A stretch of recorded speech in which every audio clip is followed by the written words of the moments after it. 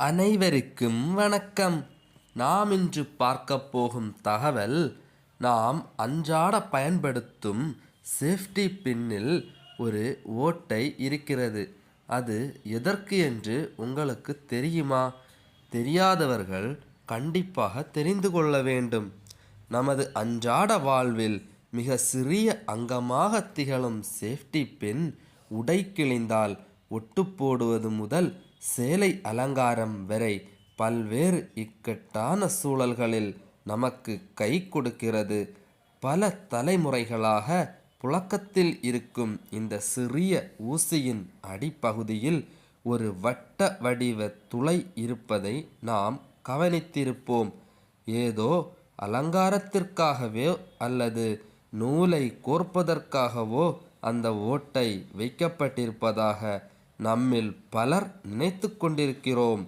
ஆனால் அந்த ஒரு சிறிய வளைவிற்கு பின்னால் ஆச்சரியமான ஒரு அறிவியல் நுணுக்கம் ஒளிந்துள்ளது. இந்த அரிய கருவியை 1849ஆம் ஆண்டு வால்டர் ஹெண்ட் என்ற அமெரிக்கர் கண்டறிந்தார். தன்னிடம் இருந்த ஒரு பழைய கம்பி துண்டை வைத்து எதேச்சையாக திருகிக் கொண்டிருந்த போதுதான் அதன் ஒரு முனையில் ஊசியையும் மறுமுனையில் ஒரு பிடிப்பையும் இணைக்கும் போது யோசனை அவருக்கு தோன்றியது. அவர் உருவாக்கிய அந்த தொடக்க கால வடிவமைப்பே எவ்வித மாற்றமும் இன்றி இன்றும் உலகம் முழுவதும் பயன்படுத்தப்பட்டு வருகிறது. அந்த ஊசியின் அடியில் நாம் பார்க்கும் அந்த துளை உண்மையில் ஒரு ஓட்டை அல்ல. அது ஒரு டார்சன் ஸ்ப்ரிங் எனப்படும் கம்பிச்சுருள் அமைப்பு. அந்த ஊசியின் அடிப்பகுதியை நாம் ஏன் வளைக்க வேண்டும் என்பதற்கு ஒரு காரணம் உள்ளது. ஒருவேளை அந்த இடத்தில் வட்டமான வளைவு இல்லாமல் கம்பியை நேரடியாக வி வடிவிலோ அல்லது எல் வடிவிலோ மடித்திருந்தால் நாம் ஓரிரு முறை ஊசியை திறந்து மூடும்போது அந்த அழுத்தம் தாங்காமல் கம்பி உடைந்து போயிருக்கும்.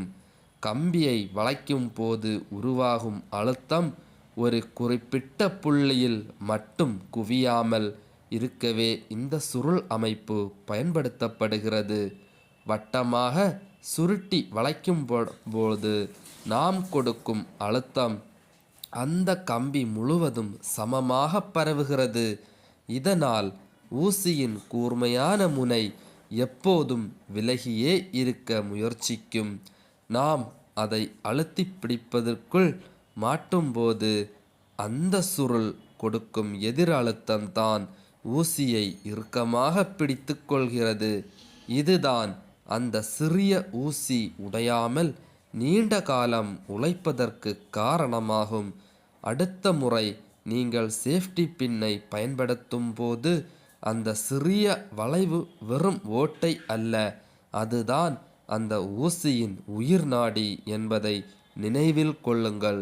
இந்த தகவல் உங்களுக்கு பிடிச்சிருந்துன்னா, இதே போல பல தகவல்களை தெரிந்து கொள்ள வேண்டும்னா மறக்காமல் இந்த சேனலை சப்ஸ்கிரைப் பண்ணி ஷேர் பண்ணுங்க. நன்றி.